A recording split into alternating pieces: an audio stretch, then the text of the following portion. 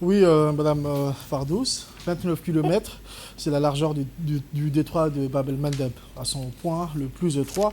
29 km d'eau entre l'Afrique et l'Arabie. Et dans ces 29 km, chaque jour passe 60 à 80 navires, 12% du commerce mondial, du pétrole, du blé, des conteneurs par milliers. Et donc cet été, ces passages a vacillé. Alors, cette semaine, une chose est sûre, Djibouti n'est plus un simple spectateur en mer rouge, c'est un acteur. La présidence l'a redit avec fermeté, le détroit de Bab el-Mandeb appartient au droit international et pas à un seul pays. Toute tentative d'imposer un péage aux navires qui le traversent serait pour Djibouti une atteinte à la souveraineté des États riverains, au commerce mondial, à la stabilité de toute la région. Et les faits suivent le mot.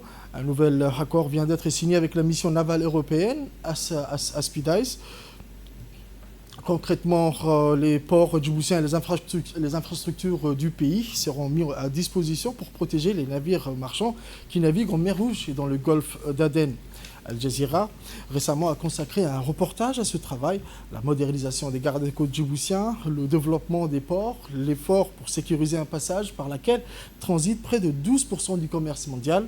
Autre étape, à Riyad, cette fois le lancement d'une alliance navale défensive multinationale à l'initiative de l'Arabie Saoudite, des dizaines de pays réunis autour d'un même objectif, partager le renseignement, coordonner les opérations, protéger les grandes routes maritimes.